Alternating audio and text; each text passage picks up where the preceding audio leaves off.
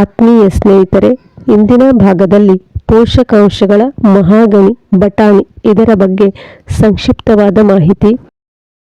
ಹಸಿರು ತರಕಾರಿಗಳಲ್ಲಿ ಹೇರಳವಾಗಿರುವ ಪೋಷಕಾಂಶಗಳು, ವಿಟಮಿನ್ಸ್ಗಳು ನಮ್ಮ ಆರೋಗ್ಯವನ್ನು ಕಾಪಾಡುವಲ್ಲಿ ಮಹತ್ವದ ಪಾತ್ರವನ್ನು ವಹಿಸುತ್ತದೆ.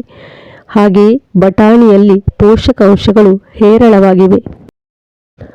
ಬಟಾಣಿಯಲ್ಲಿ ಕಾರ್ಬೋಹೈಡ್ರೇಟ್ಸ್ ಮಾತ್ರವಲ್ಲ, ನಾರಿನ ಅಂಶ, ಪ್ರೋಟೀನ್, ವಿಟಮಿನ್ಸ್, ಖನಿಜಗಳು, ಲವಣಗಳು ಪೋಷಕಾಂಶಗಳ ಆಗರವೇ ಆಗಿದೆ.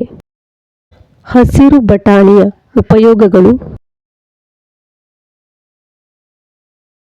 ಬಟಾಣಿಗಳಲ್ಲಿ ಆರೋಗ್ಯಭರಿತ ಕೊಬ್ಬು, ಒಮೆಗಾ 3 ಫ್ಯಾಟಿ ಆಮ್ಲಗಳು, ಒಮೆಗಾ 6 ಹೇರಳವಾಗಿದೆ. ಬಟಾಣಿ ಕೊಲೆಸ್ಟ್ರಾಲ್ ಅನ್ನು ಕಡಿಮೆ ಮಾಡುತ್ತದೆ. ಬೊಜ್ಜು ಕರಗಿ ದೇಹದ ತೂಕ ತಗ್ಗುವುದು. ಹಸಿ ಬಟಾಣಿಯಲ್ಲಿ ಫೋಲಿಕ್ ಆಮ್ಲ ಹೇರಳವಾಗಿ ಹೊಂದಿರುತ್ತದೆ. ಇದು ಗರ್ಭಿಣಿಯರಿಗೆ ಮಗುವಿನ ಬೆಳವಣಿಗೆಗೆ, ನರಗಳ ಸಮಸ್ಯೆ ಬರದಂತೆ ತಡೆಗಟ್ಟುತ್ತದೆ. ವಿಟಮಿನ್ ಕೆ ಮೂಳೆಗಳ ನಿರ್ಮಾಣಕ್ಕೆ ಪ್ರಯೋಜನಕಾರಿಯಾಗಿದೆ. ಹಸಿರು ಬಟಾಣಿಯಲ್ಲಿರುವ ವಿಟಮಿನ್ ಕೆ ಆಸ್ಟಿಯೋಪೊರೋಸಿಸ್ನಿಂದ ರಕ್ಷಣೆ ನೀಡುತ್ತದೆ. ನಾರಿನ ಅಂಶ ಹೊಂದಿರುವುದರಿಂದ ಜೀರ್ಣಾಂಗ ವ್ಯವಸ್ಥೆಗೆ ಸಹಕಾರಿಯಾಗಿದೆ. ಕಬ್ಬಿಣದ ಅಂಶ ಯಥೇಚ್ಛವಾಗಿದ್ದರಿಂದ ಅನಿಮಿಯಾ ಸಮಸ್ಯೆ ಬರದಂತೆ ತಡೆಗಟ್ಟುತ್ತದೆ. ರೋಗ ನಿರೋಧಕ ಶಕ್ತಿಯನ್ನು ಹೆಚ್ಚಿಸುತ್ತದೆ.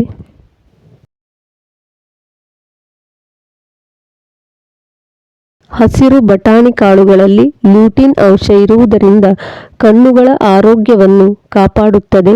ಹೃದಯಕ್ಕೆ ತುಂಬಾ ಒಳ್ಳೆಯದು. ಕೊಲೆಸ್ಟ್ರಾಲ್ ಅನ್ನು ಕಡಿಮೆ ಮಾಡುತ್ತದೆ.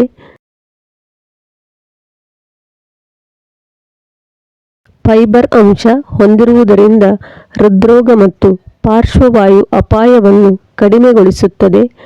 ಹಸಿರು ಬಟಾಣಿಯಲ್ಲಿರುವ ವಿಟಮಿನ್ ಸಿ ಕೊಲಾಜಿನ್ ಉತ್ಪಾದನೆಯಲ್ಲಿ ಪ್ರಮುಖ ಪಾತ್ರ ವಹಿಸುತ್ತದೆ. ಇದರಿಂದ ಚರ್ಮವು ದೋಷರಹಿತವಾಗಿ ಹೊಳಪಿನಿಂದ ಕೂಡಿರುತ್ತದೆ.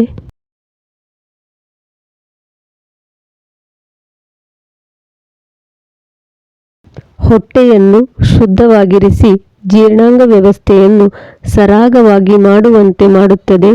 ಇದರಿಂದ ಮಲಬದ್ಧತೆ ಉಂಟಾಗುವುದಿಲ್ಲ. ಕರುಳು ಸರಿಯಾಗಿ ಕೆಲಸ ಮಾಡುವುದು. ವಿಟಮಿನ್ ಇ ಚರ್ಮಗಳ ಸಂರಕ್ಷಣೆಗೆ ಸಹಾಯ ಮಾಡುತ್ತದೆ.